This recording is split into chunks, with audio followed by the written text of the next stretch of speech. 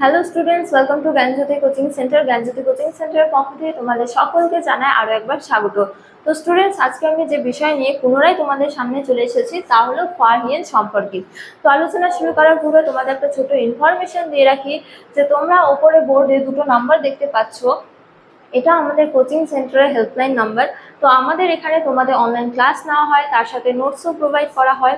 তো তোমরা যারা অনলাইন নোটস পেতে চাও, ক্লাস করতে চাও, তারা ওপরের এই দুটো নাম্বারের মধ্যে যে কোনো একটিতে যোগাযোগ করে আমাদের সাথে যুক্ত হতে পারো। চলো আর দেরি না করে আমরা আজকের আলোচনা শুরু করি।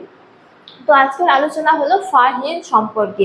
তো এই ক্ষেত্রে বলা যায় যে বিখ্যাত চৈনিক পর্যটক ফাহিয়েন গুপ্ত সম্রাট দ্বিতীয় চন্দ্রগুপ্তের আমলে ভারতবর্ষে এসেছিলেন এবং বিভিন্ন চীনা বিবরণ থেকে জানা যায় যে তার প্রকৃত নাম ছিল কি কুঙ্গ, এবং তিনি 331 খ্রিস্টাব্দ নাগাদ চীনের শানসি প্রদেশে জন্মগ্রহণ করেছিলেন এবং খুব কম বয়সে বৌদ্ধ ধর্মে দীক্ষিত হওয়ার পর তার নামকরণ করা হয় কি ফাহিয়েন, অর্থাৎ তার পূর্বের নাম ছিল কুঙ্গ এবং বৌদ্ধ ধর্মে দীক্ষিত হবার পর তার নামকরণ করা হয় কি ফাহিয়েন।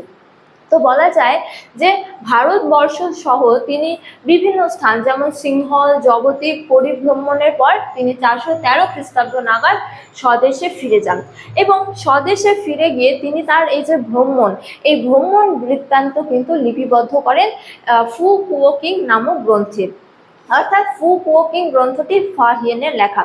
তো এবার আমরা ঐতিহাসিক গুরুত্ব, ফাহিয়েনের গ্রন্থ এবং ফাহিয়েনের বিবরণের ঐতিহাসিক গুরুত্ব নিয়ে আলোচনা করব।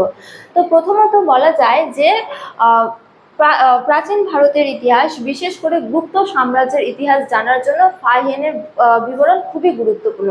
যেমন বলা যায় যে প্রথমত গুপ্ত সম্রাট, বিশেষ করে দ্বিতীয় চন্দ্রগুপ্ত সম্পর্কে জানতে গেলে আমাদের ফাহিয়েনের এই গ্রন্থের ওপর নির্ভরশীল হতে হয়।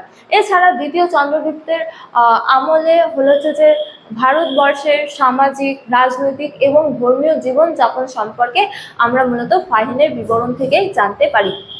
এছাড়া দ্বিতীয় চন্দ্রগুপ্তের আমলে দ্বিতীয় চন্দ্রগুপ্তের রাজধানী যে পাটলিপুত্র ছিল তা আমরা ফাহিয়েনের বিবরণ থেকে জানতে পারি।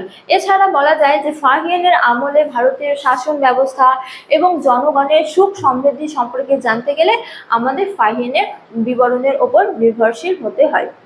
তো স্টুডেন্টস, এই ছিল আজকে আমার আলোচনার বিষয়। তোমাদের ভিডিওটি ভালো লাগলে অবশ্যই বন্ধুদের সঙ্গে শেয়ার করো এবং আমাকে অবশ্যই কমেন্ট করে জানিয়ে তোমাদের ভিডিওটি কেমন লেগেছে। তোমাদের সাথে দেখা হবে অন্য এক ভিডিওতে, অন্য এক টপিক নিয়ে।